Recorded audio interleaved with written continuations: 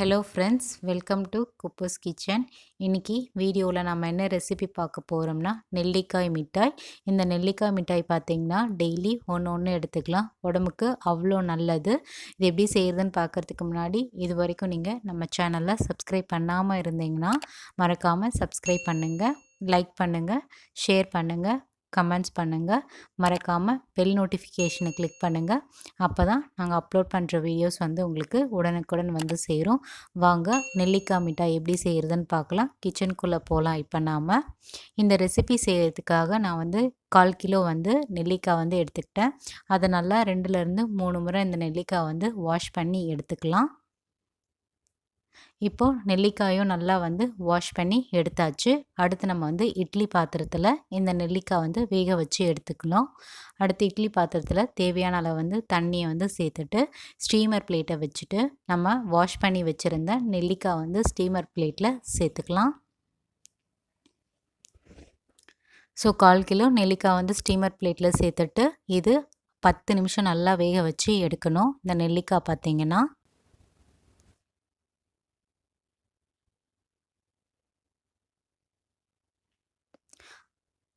அடுத்து நம்ம வெள்ளை கரைசலை தயார் பண்ணி எடுத்துக்கலாம். 250 கிராம் நெல்லிக்காய் எடுத்ததுனால 250 கிராம் வெல்லம் எடுத்துக்கணும். சேம் குவான்டிட்டி எடுத்தால் தான் நமக்கு கரெக்டாக வரும் நெல்லிக்காய் மிட்டாய் பார்த்திங்கன்னா. அடுத்து வெல்லம் முழுகிற அளவு தண்ணியை சேர்த்துக்கணும். நீங்கள் நிறைய சேர்த்துட்டிங்கன்னா ப்ராசஸ் ரொம்ப லேட் ஆகும். ஸோ வெல்லம் முழுகிற அளவு தண்ணியை சேர்த்தா போதும். இப்போது இந்த வெல்லம் பார்த்திங்கன்னா முழுமையாக கரைஞ்சி வரணும், பாகுபதம் வரணும்னு அவசியப்படாது. இப்போ வெல்லம் பார்த்திங்கன்னா கொஞ்சம் கொஞ்சமாக கரைய ஆரம்பிச்சிருச்சு. இது நீங்கள் மீடியம் ஃப்ளேம்லேயே வச்சு செய்யுங்க. அப்போ தான் நமக்கு தீஞ்சு போகாமல் வரும். ஹை ஃப்ளேமில் வச்சிட்டிங்கன்னா வெல்லமும் நல்லா முழுமையாக கரைஞ்சி கொதிக்க ஆரம்பிச்சிருச்சு. இந்த டைம் கேஸ் ஸ்டவ் ஆஃப் பண்ணிடலாம். அடுத்து வேக வச்சுருந்த நெல்லிக்காய் எடுத்து பார்ப்போம். 10 நிமிஷத்துக்கு அப்புறமா வேக வச்சுருந்த நெல்லிக்காய் ஒரு பிளேட்டில் ட்ரான்ஸ்ஃபர் பண்ணிக்கலாம். நெல்லிக்காய் முழுமையாக ஆறின பிறகு நம்ம ஒரு நெல்லிக்காய் எடுத்துகிட்டு நல்லா அதை ப்ரெஸ் பண்ணிங்கன்னா தனித்தனியாக நெல்லிக்காய் வந்துடும். நெல்லிக்காய் விதையை தனியாக எடுத்து போட்டுடலாம். நல்லா நெல்லிக்காய் பிரித்து எடுத்தாச்சு. இதே போல் ரிமைனிங்ஸ் நெல்லிக்காய் எல்லாமே பிரித்து எடுத்துருவோம். அடுத்து மிக்சர் ஜாரை எடுத்துகிட்டு வேக வச்சு விதையை நீக்கின நெல்லிக்காய் சேர்த்துக்கலாம். மிக்சர் ஜாரில் 2 துண்டு இஞ்சியை சேர்த்துக்கலாம். கொஞ்சமாக உப்பை சேர்த்துக்கலாம்.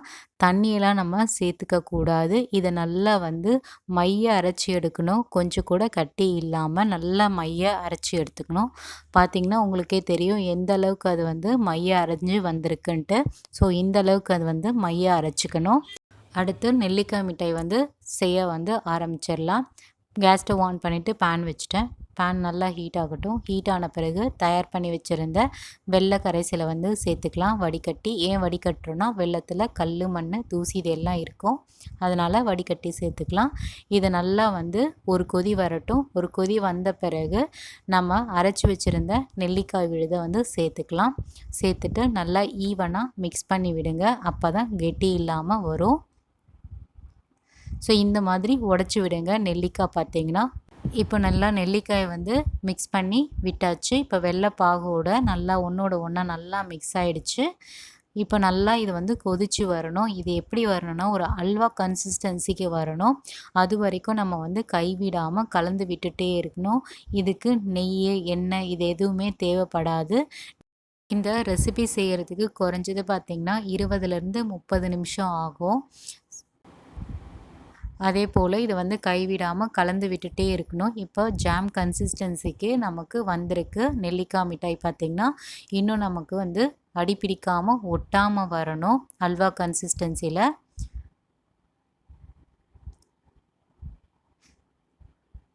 ஸோ சைடில் இருக்க நெல்லிக்காய் எல்லாமே நம்ம எடுத்து எடுத்து விட்டுட்டே இருக்கணும். இப்போ பார்த்திங்கன்னா கொஞ்சம் கொஞ்சமாக இது கெட்டியாக ஆரம்பிச்சிருச்சு. இப்போது நமக்கு பேன்லேயும் ஒட்டாமல் வருது. இன்னும் ஒரு 10 நிமிஷம் ஆகும் இது முழுமையாக நல்லா ஒட்டாமல் வர்றதுக்கு. இப்போ பாருங்கள் கம்ப்ளீட்டாக வந்து பேனில் ஒட்டாமல் வருது. ஸோ இது கரெக்டான ஸ்டேஜ். இப்போ கேஸ் ஸ்டவ் வந்து ஆஃப் பண்ணிடுவோம். ஆஃப் பண்ணிவிட்டு நான் வந்து ஆற வச்சிட்டேன். ஆற வச்சிட்ட பிறகு கொஞ்சமாக வந்து தயார் பண்ணி வச்சுருந்த நெல்லிக்காய் மிட்டாய் எடுத்துகிட்டு உள்ளங்கையில் நெய்யை தடவிட்டு இந்த மாதிரி ரோல் பண்ணி எடுத்து வச்சுக்கணும். இதே போல் மீதம் இருக்க மிட்டாய் போல் தயார் பண்ணி எடுத்துக்கலாம். நான் ஒரு பட்டர் ஷீட் எடுத்துக்கிட்டேன். பட்டர் ஷீட்டில் வந்து தயார் பண்ணி வச்சுருந்த நெல்லிக்காய் மிட்டாயை வந்து பட்டர் ஷீட்டில் போட்டுட்டு மிட்டாய் மாதிரி தயார் பண்ணி எடுத்துக்கலாம். இதே போல் ரிமைனிங்ஸ் மிட்டாய்க்கு நீங்கள் பட்டர் ஷீட் வந்து போட்டு எடுத்துக்கலாம். இன்கேஸ் பட்டர் ஷீட் இல்லைன்னா நீங்கள் அப்படியே கூட சாப்பிட்லாம். டெய்லி 1லேருந்து 2 மிட்டாய் எடுத்து சாப்பிட்டிங்கன்னா உடம்புக்கு அவ்வளோ நல்லது.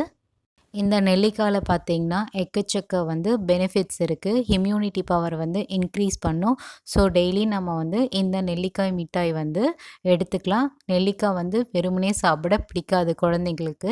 ஸோ இதே போல் நீங்கள் செஞ்சு கொடுத்தீங்கன்னா அவங்க நெல்லிக்காயினே தெரியாமல் டெய்லி இது 1லேருந்து 2 சாப்பிடுவாங்க.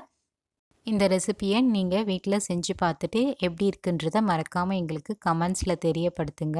இந்த ரெசிபி உங்களுக்கு பிடிச்சிருந்தா மறக்காமல் சேனலை சப்ஸ்கிரைப் பண்ணிவிட்டு சப்போர்ட் பண்ணுங்கள். இதே போல் வேறு ஒரு ரெசிபி வீடியோவில் நம்ம சந்திக்கலாம். பை.